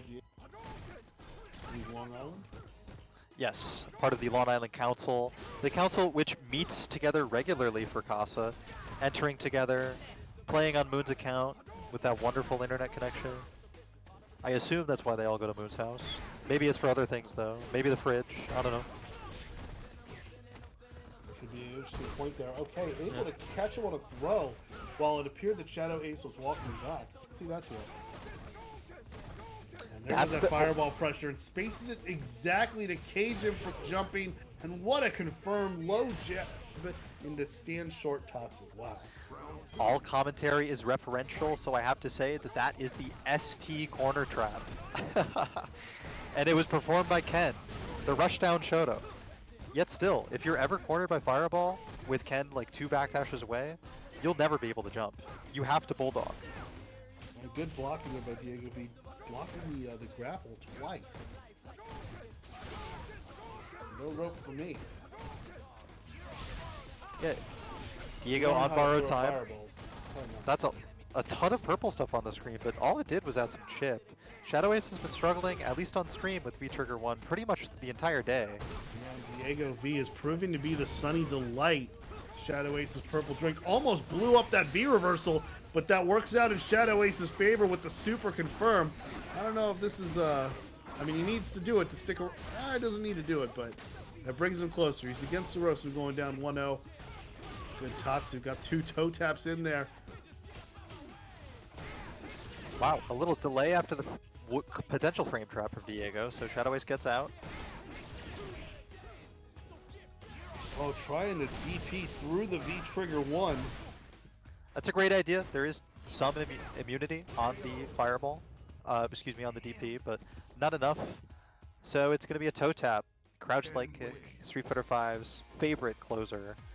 And it's going to have to be Shadow Ace making some changes and doing so as soon as possible because we're still in first to 2 territory down here. We still are, and DiegoV doing some excellent work there, rocking that baby bop looking gi. Yeah, that's Key Lime Ken, as my friend likes to call him. I just don't understand these outfits with Akuma and Ken where they don't have a black belt. Nah, because the Lily Pulitzer belt is like the sickest accessory in all of martial arts. Ken knows what he's about. I know his wife Eliza bought that for him, so he's gonna rep it. A family man. Oh, they're gonna be very sad if Ken goes down like this. Yeah, well, Diego throwing those fireballs, getting that on-point pressure, keeping that EX fireball too. So that always keeps the enemies on their toes. They try to trade fireballs or do a certain thing. Especially if Ed is using his projectile, the EX fireballs do so well. Everything Shadow Ace was doing offensively was working and was perfectly calculated there, but jumping in has rarely worked for him. There was one big one earlier. DiegoV didn't have a meter for DP, so Shadow Ace took the turn with lights, still playing safe. Yeah, we have no throws. Vital, 35 seconds. Yeah, life is irrelevant now. Ed can maybe V-reversal in off something. Once you get a little closer, want to give him the knee to the face. The jumping back instant overhead. Yeah, it counter hit something. And I'm not really sure what, but it definitely did. I don't know if it has an overhead. Might just be like an instant shimmy. substantial. DiegoV got himself in the corner, but you know, he maneuvered himself with that neutral jump, doubling it to say, I'm not going to be here for much long. Enjoy it while it lasts. Great anti-air. DiegoV caging Shadow Ace. Yeah, normally in this situation though, if you find yourself like you're jumping over fireballs and your opponent can anti-air, it happens once in a while. You run into an opponent that can anti-air. Oh wow, amazing how that V-trigger one's still in the air. What you can do is try neutral. Yep. Yeah, that's a great way to avoid the chip while still keeping yourself relatively safe. Hey, there's another anti-air. No fireballs even present. Diego's still able to anti-air. Always in the mood for an anti-air DP.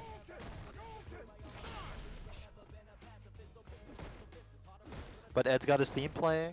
He's got decent resources, decent super meter. That's right. Didn't confirm off the medium kick. I am an Ed's theme apologist, and Shadow Ace ties it up with a super. Excellent counter hit confirmed from Shadow Ace, and he spares us the cinematic as well. Optimizing our time efficiently, speed running the life bar, and tying it back up. Left the lobby, so we may have a character change or something, or disconnect, or we'll try to get it back. But it's 1-1 here in this first of two set. Don't go anywhere, guys. The adaptations have only begun. Yeah, the adaptations or the icing, whether it's Diego. Oh no, I guess he didn't actually leave the lobby. Yeah, it said he left the lobby. That's weird. Maybe there's another DiegoV account that's just like messing with us. It could be, but this is the final round. All bets are off here, folks. Yeah, this DiegoV is definitely trying to mess with Shadow Ace. Does so successfully, contesting space, letting Shadow Ace dash into lights. And then confirming off of those lights. That's the one difference, though. Shadow Ace hasn't been doing much of the confirms off light. That time he gets the counter hit jab, but we've seen him before go for like 2 low jabs, then trying to get like the skill to pull him in as a mix-up, you know. But DiegoV, every single time he gets a light, he finds a way to turn it into a knockdown. Ooh, yeah. Normally he cancels into trigger. I think he wanted to, but maybe messed something up. No big punish there though. Good blocking there by DiegoV. Still maintains a life lead even after the V trigger won. Block first, backdash after. But he's still feeling the heat here. DiegoV is looking to cut it. Now he's out of meter. Big meter disadvantage there.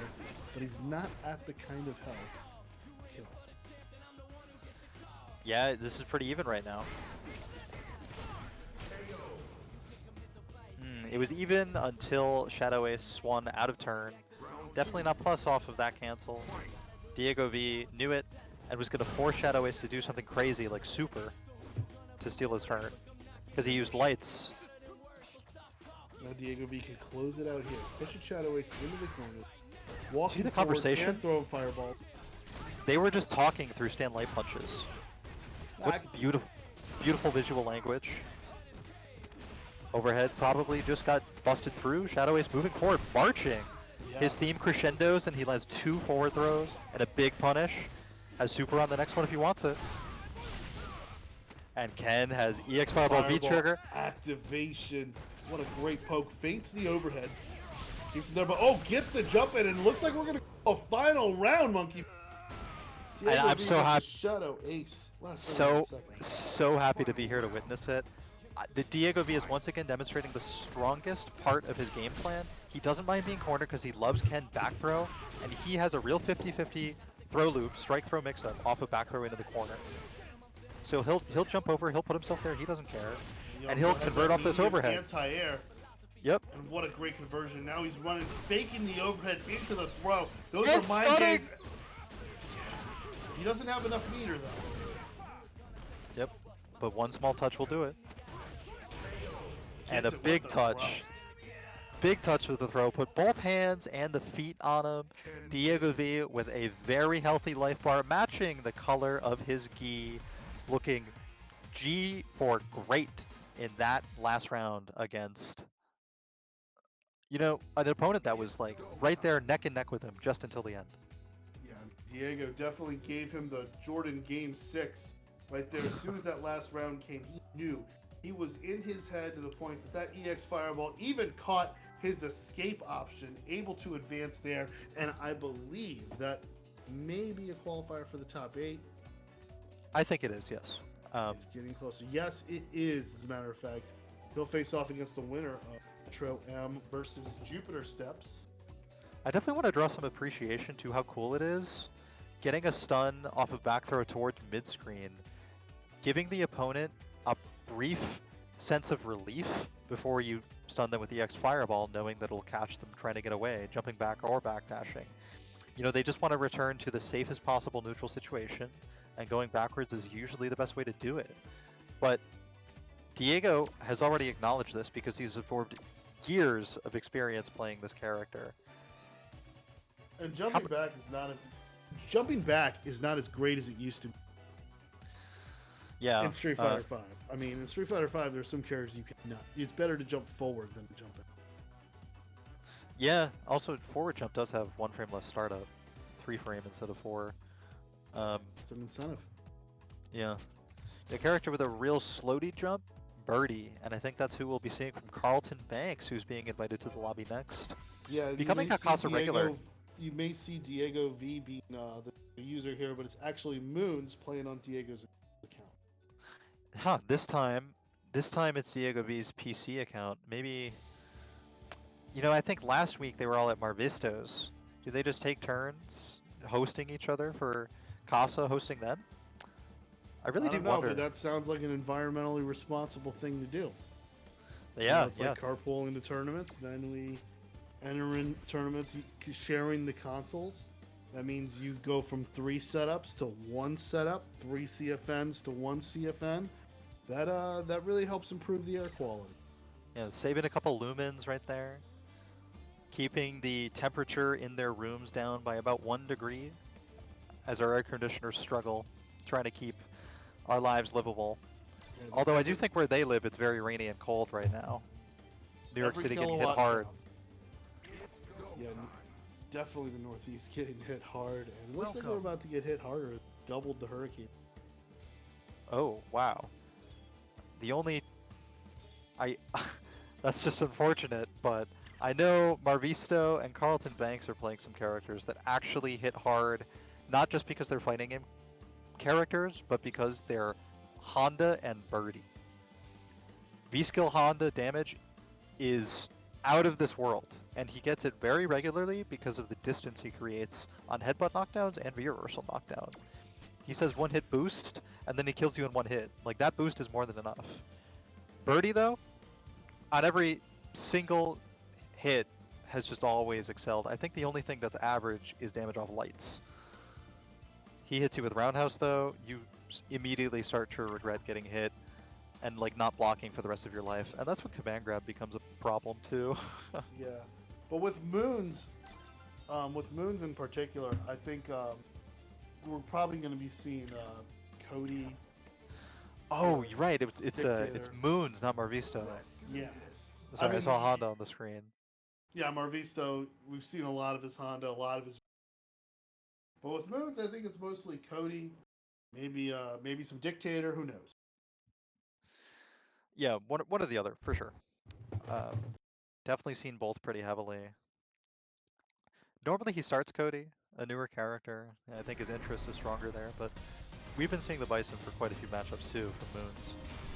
Yeah, and here we go. We got Cody going on. Cody Birdie. Yeah. You know, the statement that I made earlier about high damaging characters still stands because Cody, especially after stun, he can spend 1 bar and have like way higher damage than average. And V-Trigger too, we don't even need to talk about how much damage that adds to the mix. Oh, absolutely, it does. I mean, but we've seen a lot of stuff with V-Trigger 1. Definitely put Cody in the right place. Oh, misses on the violent kick. No punish there from Carlton Banks. Besides that sweet girl, we are... Yeah, Carlton Banks trying to reach through some of these tornadoes with Chain. Doesn't get it. And yeah, Moons links off that level 2 zone. Really interesting change for Cody. Got him in the corner there. Maybe Moons is testing Carlton's ability to react to Banana and confirm, but Carlton passed that test for sure. Oh yeah, Carlton loves that potassium. Always a good dose. That gets that EX knocked into that activation there. A lot of free, gets to extend his pressure with some plumbing, but DiegoV taking the first round. I feel bad for Carlton Banks' decision there to try and confirm into Bullhorn, because when you have EX Bullhead and V-Trigger at the ready, and Moons is already in V-Trigger, V-Reversal is not a threat, and you can just cancel into EX Bullhead BTC, be plus on block, and full combo on hit. Why not, right? Just do it. Yeah, why not? Definitely know Birdie players love doing that. Yeah. And, you know, save Don't the blame them. high execution Bullhorn confirms for later. Yeah, great. It's going to be a tough top 8. So. If Carlton Banks can go the distance, but DiegoV holding that corner control. Oh, wow. Shimmied and he teched twice. That shimmy was so hard.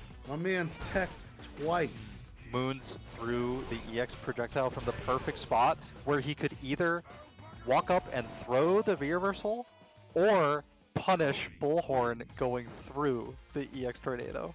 Both defensive options were denied in a row right there for Moons, looking amazing, modeling the flag of what toothpaste brand is that? I mean, it looks like Aquafresh to me. Yeah, that's Aquafresh. Thank you. Like a variant of Aquafresh, though. Kind of way with the blue, orange, and the white, and kind of looking like a Tide Pod. Or as we like to call it, hydroxychloroquine. As we like to call it, nature's nectar. Oh, it's so tasty. Yeah. Play ball, big damage, and Rock into just frame command grab. One hit from stun. He marches forward going for throw, but the light kick is the one that would do it. And you can definitely maybe do more damage there, but you can save the meter too. Yeah, going low on his wake up, and just like that, it is match point, final fight point for DiegoV to win here. And yeah, Moon's really adamant still in the tornado game. I won't even call it Fireball. Cody earned this. We saw DiegoV qualifying in the previous round. Let's see if the same console, the same CFN account can still. Oh, Bullhorn working as an anti-air going through projectile too. Yeah, Bullhorn putting it overtime. Yeah. Birdie's sneeze putting an extra overtime. No one wants those germs, yet still, Carlton Banks provided them.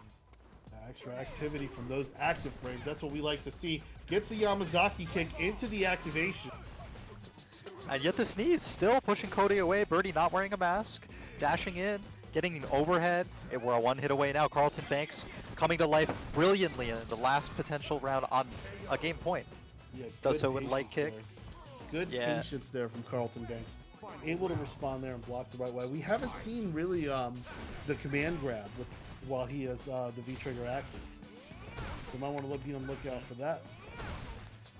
The one that did get attempted though was successful and led to a near one hit stun situation, which eventually led to the demise of Carlton. But demise is the first thing. Command grabs to back, triple stack. That's got a four-bagger. It's still how does it not stun? But blocks the overhead. Amazing block. I feel like and Moons just like did that, from experience. Tied. Carlton Banks, what a response against Moons. Thing is, yeah, Carlton landed all those command grabs and applied, most of the damage of the round that way. But that's not even the scariest part of Birdie's corner game. It's the containment, the range that he can keep you cornered at. With big normals like Crouch Light Punch and Stand Medium Punch, and amazing anti-air with Crouch Medium Punch, it just gets so hard to get out. That's what we like to call out in the street as the business. There goes that Bullhorn. Is that a Bullhorn or Bullhead? Bullhorn is the one that goes up, Bullhead is the straight that's one. Bullhorn. Okay. Yeah, Bullhorn gets blown the F up. And DiegoV with the step back front kick off the shimmy. Zonk Knuckle gets the reset. What's the bait? Banks not biting. Oh, but the Bullhorn does there. He doesn't bite, he just reacts. He's a great Bullhorn user, a Birdie master. He might have been in range on that one. Yeah, over the chain. And then he connects it with the Zonk. DiegoV back on match point. Can he close this one out? Yeah. Well, it was in the last match point circumstance that Carlton Banks really showed his strength, and so now he shows the first EX Dolphin, not using it as a silly mix-up, using it optimally, going through projectiles, using the banana optimally too, still converting, even off of getting hit. And here it is now. Now it's the neutral mix-up. You don't have a hitbox, you're not getting out of this. Indeed, can Diego close it out? Has that V-trigger on deck and one. That's right, just one EX. But if he can catch something, get a command grab or a few rocks at the right places, definitely turn the tide of the match. Yo, Cody Tornado just doesn't dissipate? Damn! I think Carlton Banks expected it to and lost a ton of ground, but gained it back with some cans, just walking forward. Losing some now with the double backdash, though. I'd be worried about the corner now. Especially since Moons has V-Trigger and has EX Zonk to activate off at any time. Oh! EX Dolphin Dive still the concern, though, going through another Tornado. Is Moons just building meter? A missed meaty from Carlton Banks, but Carlton still anti-airs. More than compensating for the mistake. Yeah, and I don't agree with trying to build meter if that was the case. I don't agree with doing that if you are a character that has a high degree of robbery. Yeah, and you get plenty of meter by actually hitting them with all the moves you're comboing and robbing them with, as long as they're not EX moves, right? So, give it a shot always, right? But now, yeah, but that now he has EX Socks, though, that got that plus, able to fit that sweep in there. Very lucky Carlton Banks not for it to be a crush counter. Yeah, that is what he built the meter for, that EX Zonk, which just speed ran the stream even.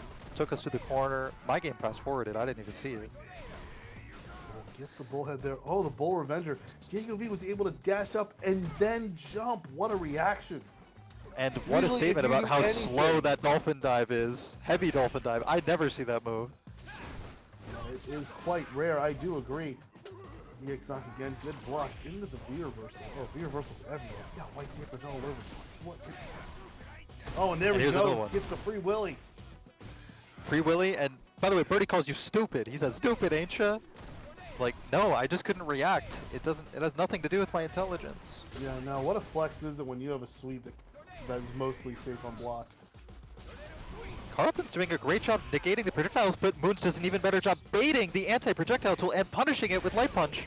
And then busting out. Skill. The final fight Hurricane Kick takes it. Cody wins.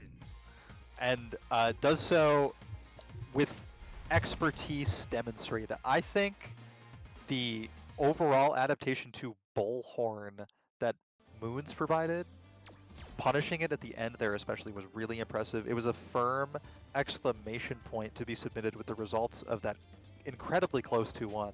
I would love to see them play a 3 out of 5. Yeah, I completely agree. That was great. The bait game was especially on point. It was some of that corner store bait, though.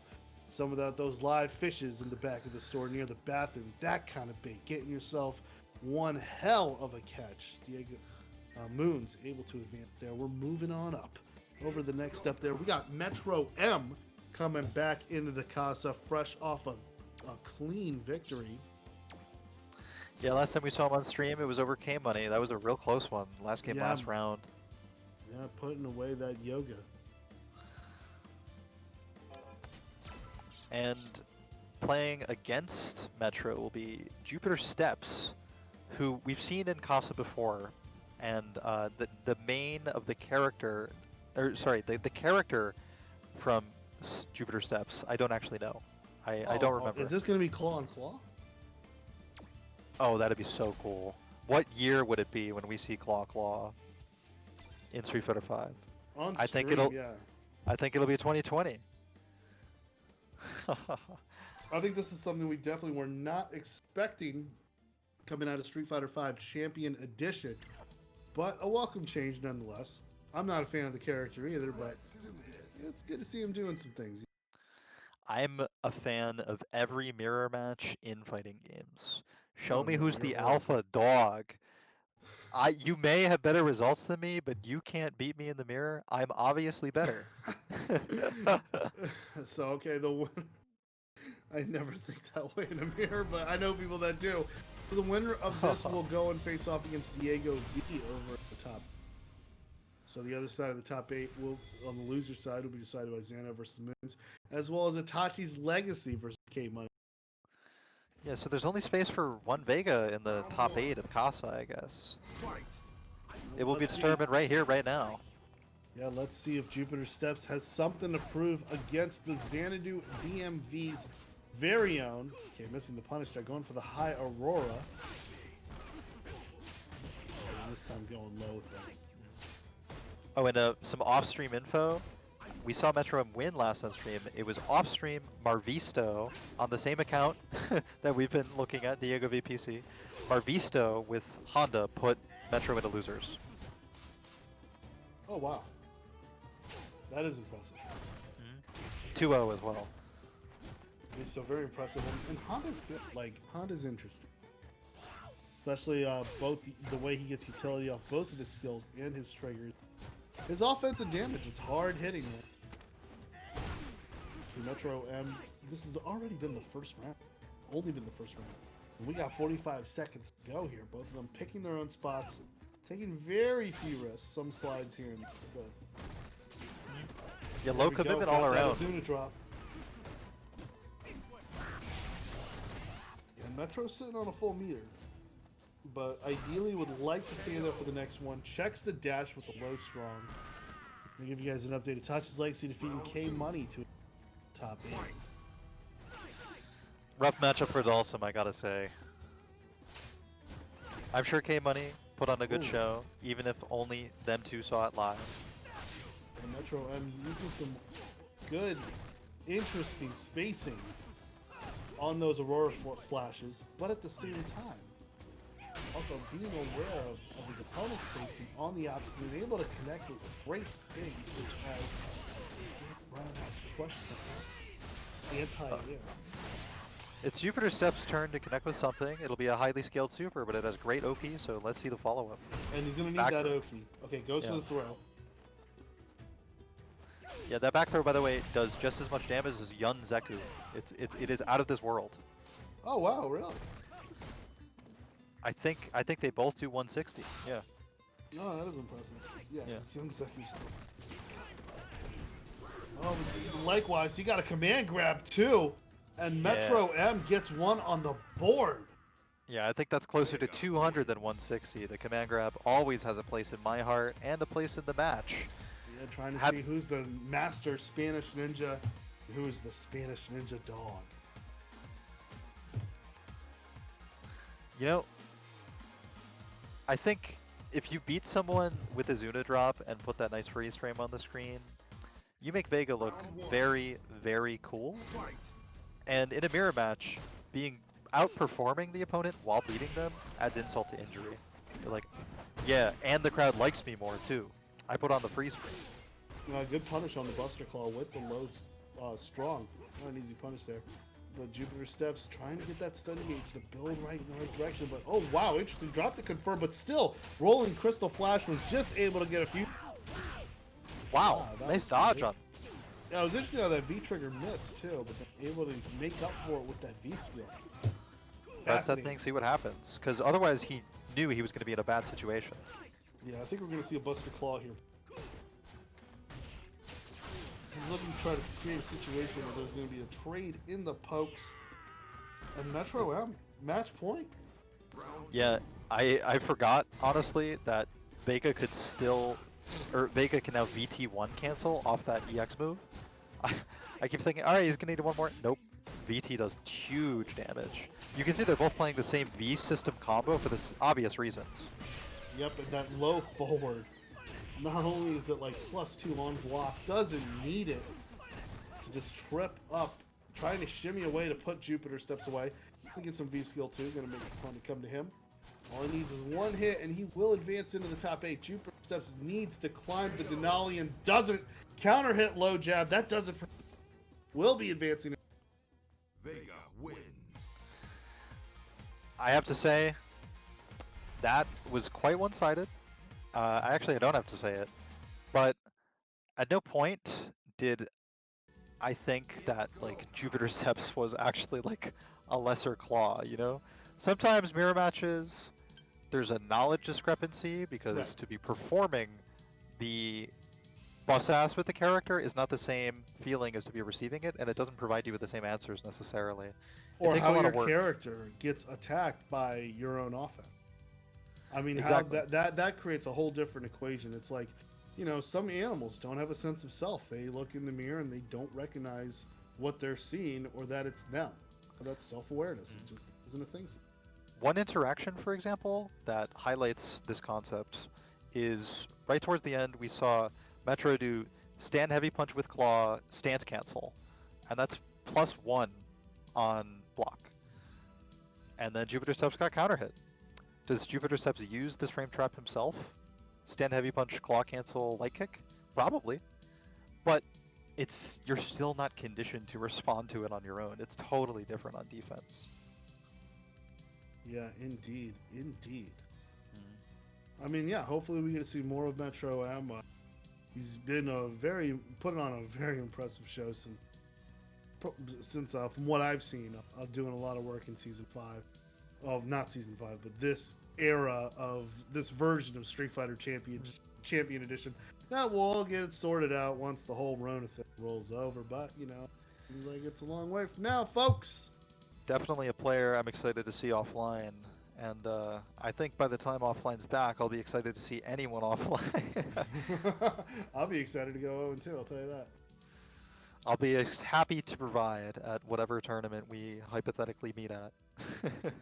Indeed. So, it looks like we're going to be taking a break, probably. Let's take a look at the clock. Yeah, this is definite break time on the hour. We're providing an organized show with great production. Included in that is breaks for the staff to switch out, and I think you'll be meeting some new commentators after this. So if you don't see either of us again, I'm Monkey Business. I will continue to be Monkey Business next week on Casa for Grand Blue and Street Fighter V, and it's been a pleasure to be Monkey Business on this stream watching Street Fighter V with you today. Thank you very much. And it's been a pleasure to commentate with Monkey Business. I'm the one and only Team Chris, kicking it from Miami, rocking it live from my casa to su casa. Happy to be here. You know, we're going to be coming back on here later on for the top 8. You're going to be joined by fellow commentators Brad Doc Muse and Brad. Yeah, yes. Doc and Brad. Oh, we got it mixed up. Yeah, with the order. But I'm going to be sure to tune in to the top 8 and spread some love and support, y'all. And don't forget that match arena, y'all. SFV 13. Yeah, plenty of time to do that during the break. My fellow English major, Chris. Yeah, let's go play some Street Fighter and compose poetry, huh? Yeah, we can commentate it the whole time. Yeah. All right. Sounds like a challenge. A triple threat, baby. Yes. All right, peace out, y'all. See ya.